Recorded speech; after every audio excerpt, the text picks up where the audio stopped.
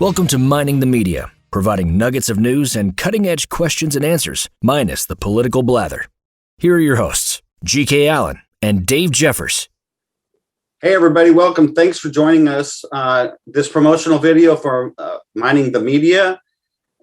G.K. Allen and I got together earlier tonight and wanted to share some information with you. So G.K. had texted me and said he had a couple of thoughts he wanted to share and get down and record. So we decided to do a promotional video, not just to collect his thoughts on a couple of things that are going on in the culture, the things that we're going to talk about on this show. But we also discussed some of the guests that we have lined up. We're really excited about that. And so we just wanted to share this promotional video for you one more time before we launch. We're very excited. We're going to be launching the podcast on May the 15th, a week from Saturday. And we hope to have 2 or 3 episodes. We've already lined up a couple of guests to interview.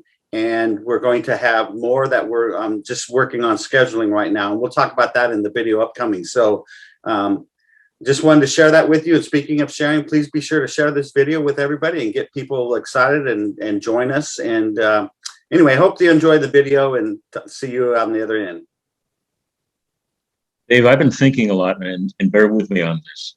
You've heard me talk over all the years we've known each other about all the time I've spent in the United Kingdom, rock bands as a musician, or later on as manager of bands. And I figured out that in my life, I've spent maybe 20 to 22 months of my life over there, not at one time, but in big blocks of time over the years.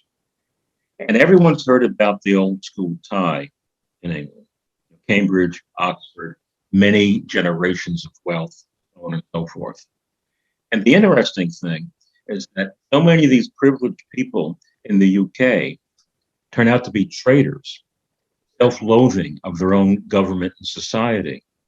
And then it hit me. We now have a number of people, and a lot of people are not going to like what I'm about to say, but we have a lot of Americans now, wealthy, very wealthy Black Americans, who have the same mindset as the white, privileged, multi-generational, old school tie boys do back in the UK. The LeBron James, Obama, Michelle, Oprah. These people have more money than God. And they have an attitude about America that's very similar to the old school tie folks in England. Hard left, they make a ton of money, they live a privileged life, and yet they loathe and condemn the very society and culture gave them so much. Why do you think that is, Greg? It's psychological, it's moral. I think it might be self-loathing. It might be any number of things. I'm not a psychiatrist and I don't play one on television. My observation is I just find it very odd. Yeah, that's a good point, because it's almost like they have, I don't know if it's as much self-loathing as it is a guilt. Yeah, I think there's a lot of guilt there, because and you and I were talking about this the other day, text messaging. If anybody should be celebrating where he is now and Obama. where he came from, no, it's LeBron. Yeah, that's true too. LeBron was raised by a single mom and lived in I think he's from Akron, lived in didn't live an affluent life, lived a tough life, took his skills, and he is the 3rd richest sports figure in the world. Is Michael Jordan number 1? No, I think it's Ronaldo. Oh, the soccer player? Yeah, and another soccer player, and I don't remember which one. I think it's one. I wouldn't be surprised if it's Lewis Hamilton too, the Formula One driver. Yeah, no, it's 2 soccer players and then LeBron. Okay. And LeBron's a billionaire.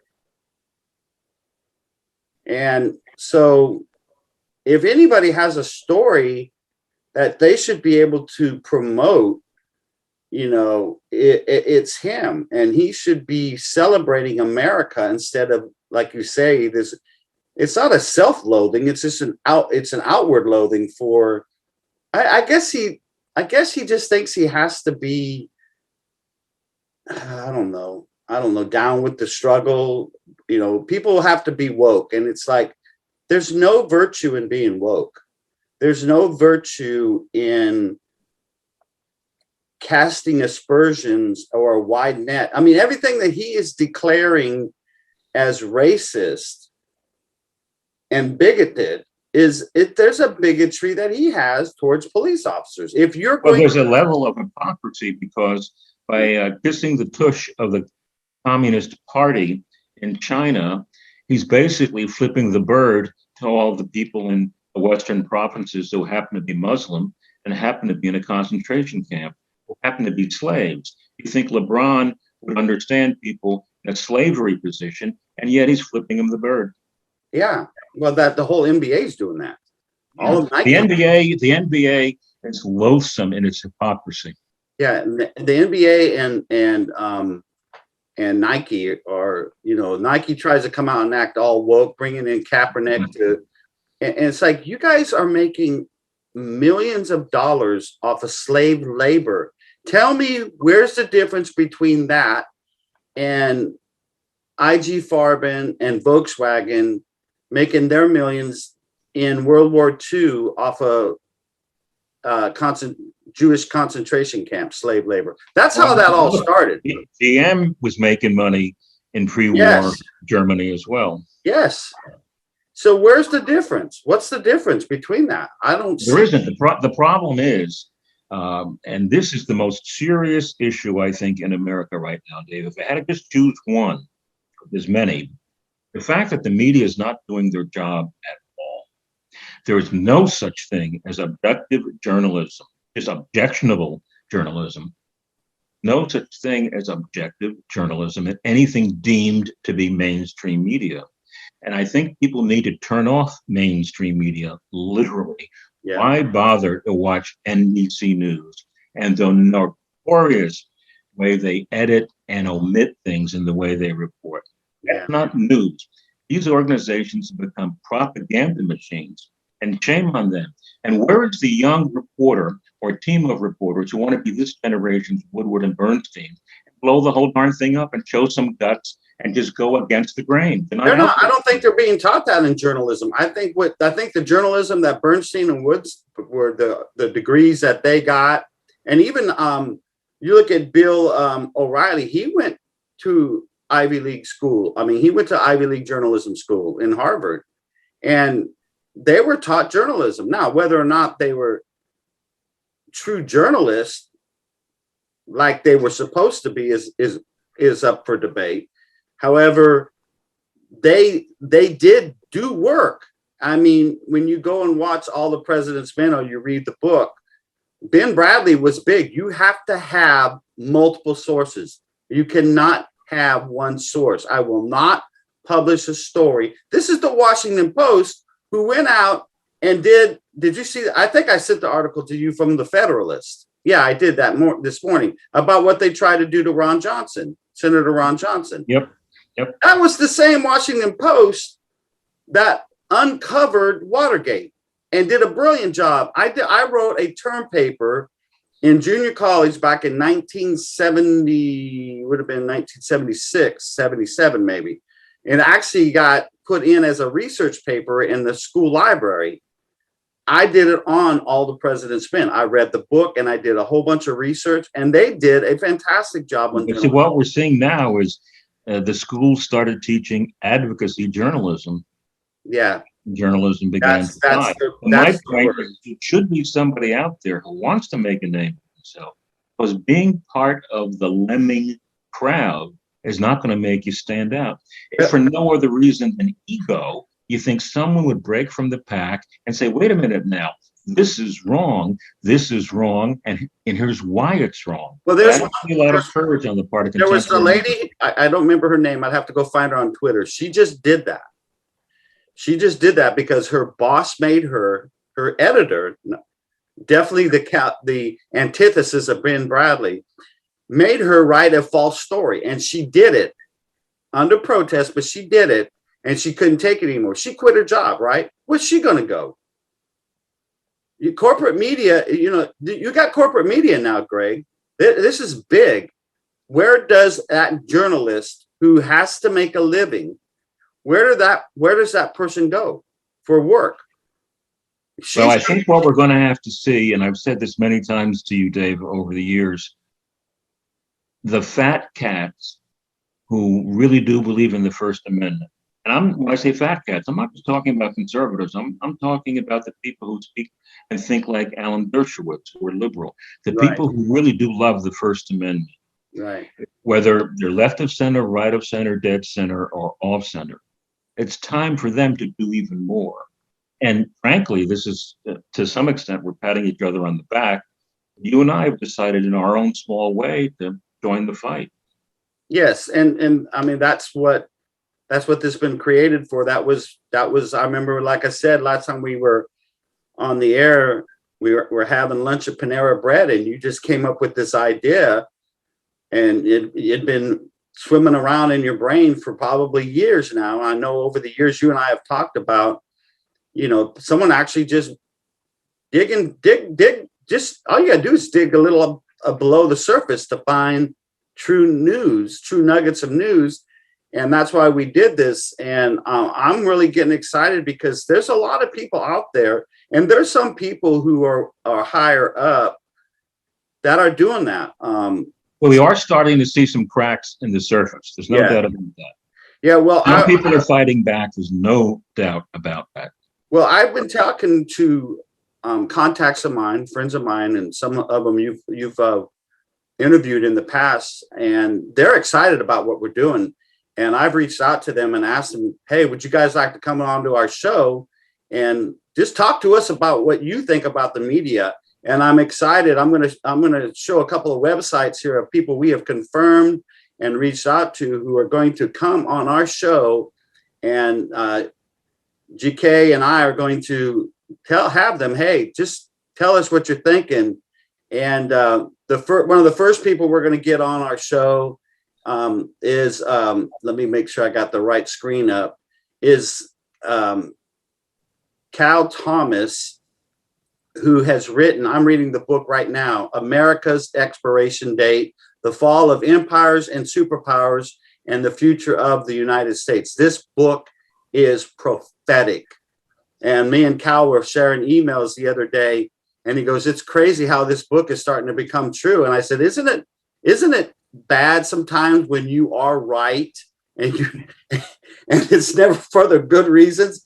And so we're going to get Cal on the show. We'll be hooking up with him on Friday. Another guy that GK and I both know is Bill Federer. William J. Federer does an amazing job with AmericanMinute.com.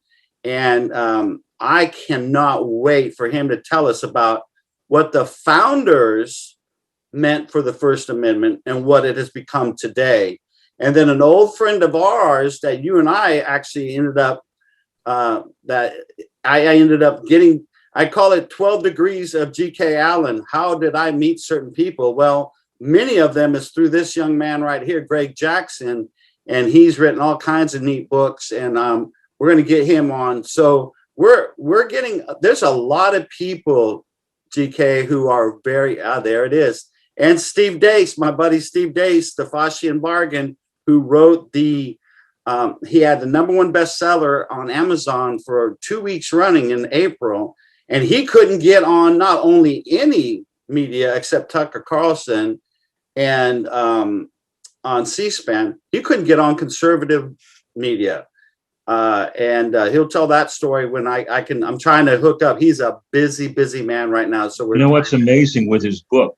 The fact is, with Dr. Fauci, it's really a shame when we're living in an age where politics is playing with medicine.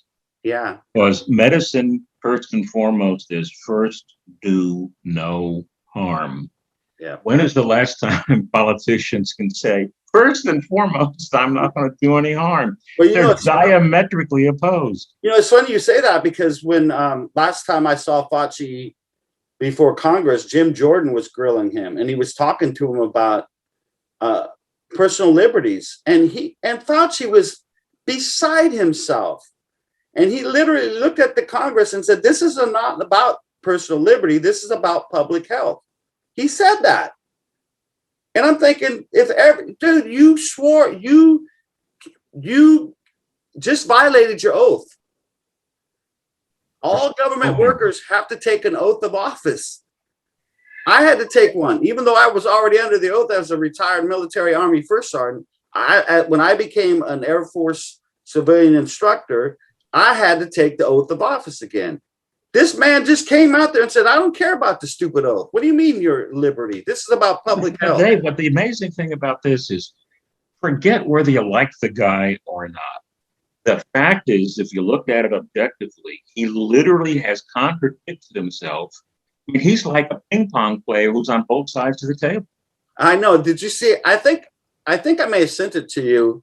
But one of the guys that I used to work with, he sends out what he calls Friday Funnies, and there are all these great memes that are out there. And he sent one of a picture of Fauci March 2020, Fauci March 2021. He said, "Man, I'd love to see this debate. That would be epic." Well, you know, it's a funny thing. And our friend Steve Dace, he writes about that in his book. Will the real Fauci please stand up? You know, he writes about how he could, within weeks, he's contradicted himself over and over and over again. It's just, it's so sad that this man has become who he is.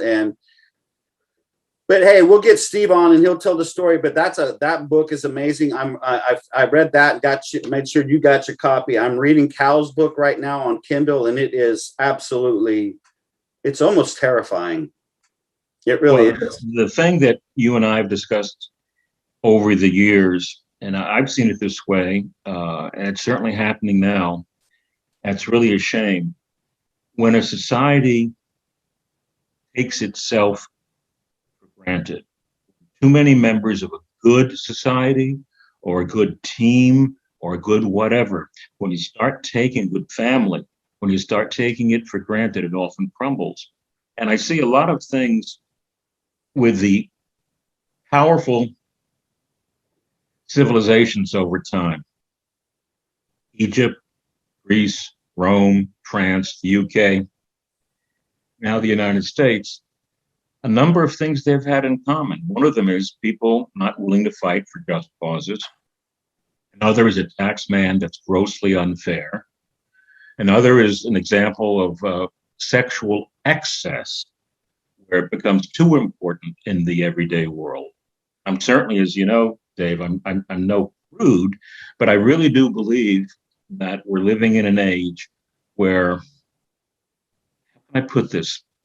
I really think we put too much emphasis on sexuality being whatever you happen to be, straight or gay, is what you are. No, that's just a small segment of the 360-degree pie that makes up a human being.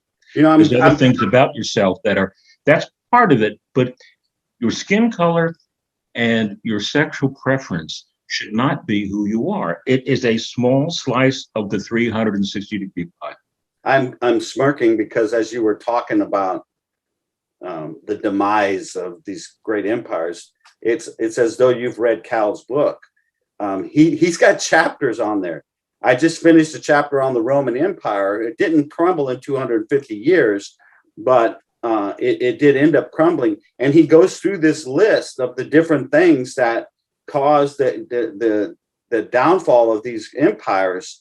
And that's the premise of his book. And I'm telling you, well, the Romans relied on other nations and other tribes to do some of their fighting.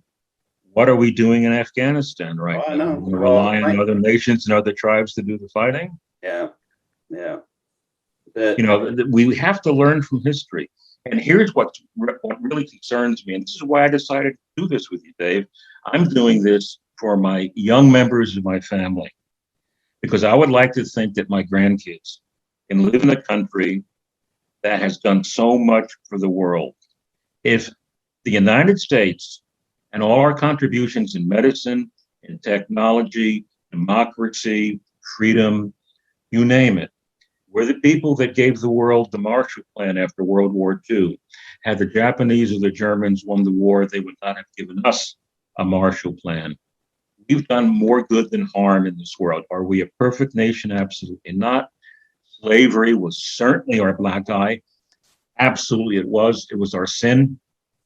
We paid a price for it, but we've also done a pretty darn good job, though it took some time, of getting things better. And what I find so very, very sad, I'm talking absolutely personally now. As you know, Dave, in my background, music was a vital part of my life professionally for a lot of years. Right. As a drummer, originally, songwriter, my songwriting partner and I wound up writing songs that a member of the Rock and Roll Hall of Fame recorded, all that kind of stuff, right? Music matters to me. When I was a little boy, first getting fascinated by drums and starting to make the sounds, just tapping them on tin cans or whatever before I got a drum set. And see it as a kid, I didn't see it this way. I was listening to Cozy Cole, and I was listening to Gene Krupa. White guy, black guy, little Greg, it didn't matter. It didn't matter to me because Cozy Cole had such a profound impact on my life. And Gene Krupa, the same. And I would listen to them. And when I think of the music I love, and we're living in an age right now where a lot of people are saying, white people shouldn't be able to do this. You have to be the right ethnicity to do a cartoon voice. It's okay for a white guy to play the blues. It's okay for a black woman to sing opera. The only thing that matters is, do you have the talent to do it? Whatever color you happen to be shouldn't matter, because artistic integrity and the talent that matters, and that should be absolutely blind to your pigmentation. Well, it's, when you read the Bible, it talks about one race, the human race, and then there's different kinds, just like animals have different kinds. And there's an excellent video done by Ken Ham from Answers in Genesis, who built the Creation Museum and the Ark up in Kentucky, that both Karen and I have been able to go visit. And he does an amazing video about there's only one race. It's the human race. There are different kinds, skin color and, and pigmentation and languages and all that. And you're right, because when you hear a beautiful voice, if you listen to the audio, you can't tell if an opera singer is black, white, Asian, particularly if they're singing in Italian. There's a young lady who's... Everything sounds good in Italian. You can say in Italian, "I want to kill you." It sounds wonderful. You say, "I want to." Say in German or Hebrew or Dutch, if you say "I love you," it sounds like you want to murder them. Yeah. What's amazing with the human voice, Dave? Think about it. The various things a voice can do musically. You've got someone who's, to me, one of the great rock singers is Paul Rodgers. Mm-hmm. Okay. Rod Stewart is another one. Stevie Winwood, very, very talented singers. Otis Redding, to me, is the gold standard for soul music, so on and so forth. Johnny Cash technically did not have a great voice, but Johnny Cash was a great singer because it worked. Allow me, because I've been wanting to talk about this for some time now, and it's relating to what we're talking about with music. Why I'm bothered by the fact that there are so many people out there that want to divide us again racially. When you go back to the birth of rock and roll, we all know that Bill Haley really was the first person to sell a lot of records, though he's mostly forgotten now. He dated Elvis. Right. Okay, and Rocket 88, some people claim, may have been the first rock and roll hit. Personally, it might have been The Fat Man, even earlier than that, by Fats Domino. You can argue with that point. But rock and roll really came to the fore between 1954 and 1957. That's really the birth of rock and roll. Elvis was the biggest star. This is a racial thing. This is a cultural thing. This is a creative thing I want to talk about, because I think at the time of his death, which was relatively recent, didn't get his proper. Chuck Berry was a black man who was much older than his white audience, who was one of the few original rock and rollers to write his own material. Yep. And a lot of his material was quite, it was sort of socially oriented. Brown-eyed handsome man was really brown-skinned handsome man, but he had to change it to make it more sellable in its era. Too Much Monkey Business by Chuck Berry, I'm certain, influenced Bob Dylan when he wrote Subterranean Homesick Blues. Mhm. So where we had a black man who did not come from a white teenage kind of background, he did not come from suburbia, Yeah. had something of a tough life. He was the man who wrote one of the early songs about divorce with Right. Memphis, Tennessee. Yeah. Okay. He was writing for all of us in a lot of ways. He did not fit into what today's people would say an artist has to be and what an artist has to write about. Yeah. Here was an older than his audience man who was also a black man who did not come from the same background. Yeah. And yet he was one of the great poet laureates of rock and roll. And when he died, he deserved more airtime from the media because he was, unlike the others, he wrote almost all his own material. Yeah, I have a personal story about him in my hometown in Northern California. He had come to do a concert, and this was when he was battling alcoholism and his drug abuse. And he was so wasted, inebriated, drunk, stoned, whatever. He couldn't perform. They had to cancel the concert.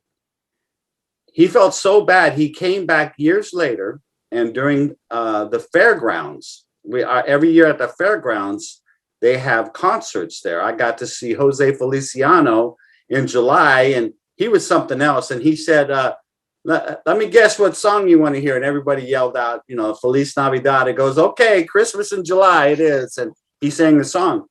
And these were always free, but the county, the fairgrounds would usually pay. Chuck Berry came back, did a big concert there at the racetrack so that he could put as many people there as they could, and he refused any money. He wanted everybody to come to the concert free. He didn't want to take any money for it because he knew that he was trying to make amends for the things he'd done in his past. He was a great guy, and I love it, his stuff, his original music that the Beatles did. Phenomenal stuff. Oh, Chuck, look, there wouldn't have been a Rolling Stones or Small Faces or Rod Stewart without Chuck Berry. It's just a fact. And if you take the guitar as the instrument of rock and roll, because it is, you've got basically Les Paul for recording technique and use of the studio. Les Paul was the genius that made the studio an additional instrument. Right. His overdubbing and the games he played with recording. And then you have Chuck Berry, who had and Bo Diddley had a profound impact. Later on, people like James Burton, Eddie Cochran. These guys really brought the guitar to the fore. The Ventures, obviously, a couple of years after that. Lonnie Mack, to me, the most underrated name in American pop music, me is Lonnie Mack. He had 2 instrumental hits with Memphis and with Wham. But if you go to his album, The Wham of That Memphis Man, you can hear the literal starting line, if you will, of what became Southern rock. You never would have had a Wet Willie, a Leonard Skinner, an Allman Brothers. I really believe this, if they weren't inspired by Lonnie Mack. Anyone listening to us right now, go to The Wham of That Memphis Man by Lonnie Mack. It came out in 1963. God bless my late brother. He bought me that album with his allowance money because he knew I loved singles that I already had of Memphis. Then went to the store and for $2.50 bought me the Lonnie Mack album. Thank you, Glenn. I miss you very much. Yeah. Well, hey guys, what you're hearing is what we're just speaking from the heart. This is what we want to do. There's so much to offer. God has made us in His image. He loves art. He loves music. Do you know an octave is 8 counts? Do, re, mi, fa, sol, la, ti, do. You know what number 8 means? We have something called numerology in the Bible. I don't know anything about numerology. Well, numerology means there's in the Bible there's numbers that mean things. Like anytime you see 40, that's big. 40 days, 40. The number 8 means completion. You start, go all the way around, and come back to the start. Okay. That's why when we did Eddie's banquet for years, Hope Rides Alone Family Reunion Banquet. You were the MC for the very first one. After our 8th one, and the last guest, that speaker that we had was none other than our buddy Steve Dace, who's going to come on the show here one of these days. He was our last guest speaker. And after we got done with that, I was talking with my pastor. I said, I think that was the last one. I think we've done 8 of them. We've done a lot of good. We raised money for the Fisher House, which was Eddie's favorite charity. And but what we're trying to get people to understand is that there's more to there's wrong and there's right. But it's not left and right. It's wrong and right. Okay. Now we have a lot more in common than the media is going to let on. Yeah, people try to make it right versus left. It's right versus wrong. That's what we're talking about. It's right versus wrong. And if somebody's right, they're right, no matter where they come from. You look, communists can be right. Communists can love their families. Communists can love their children.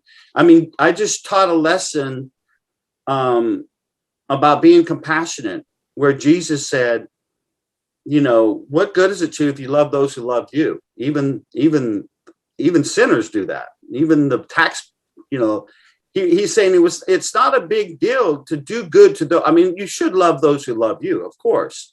But he's saying, if you want to really go the second mile, if you really want to be Christ-like, love your enemies, do good to them, turn the other cheek if they insult you. In other words, he wasn't promoting pacifism, as some people would tell you.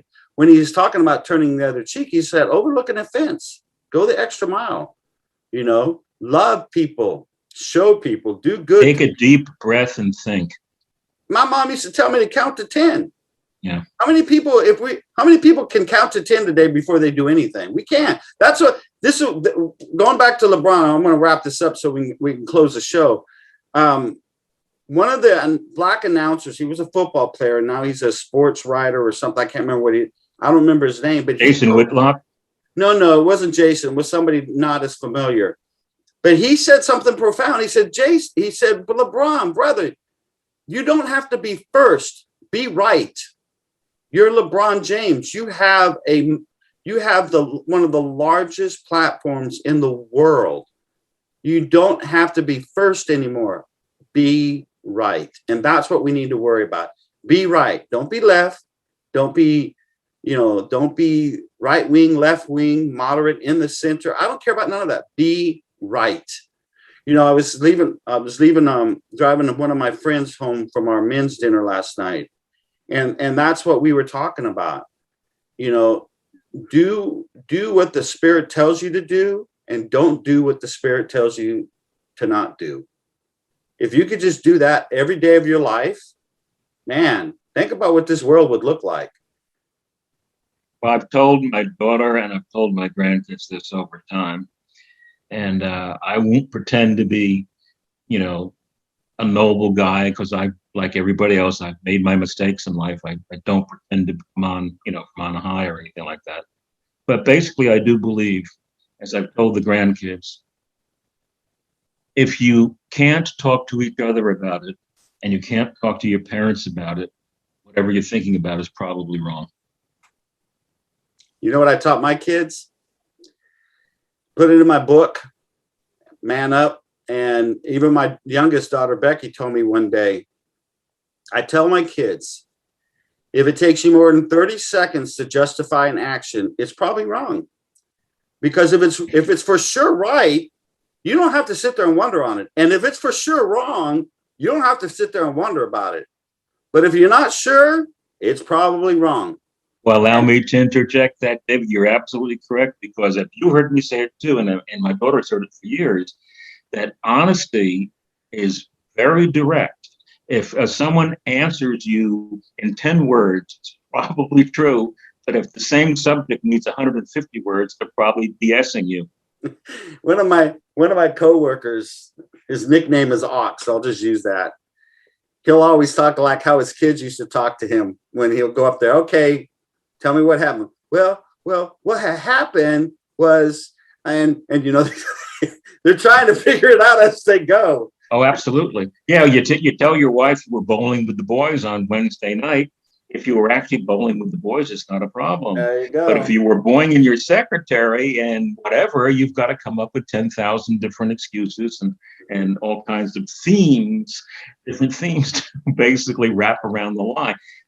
Honesty is not just correct on a moral plane, but it's so very efficient. Yes. I like asparagus. I do not like asparagus. I'm giving you an honest answer. Yeah.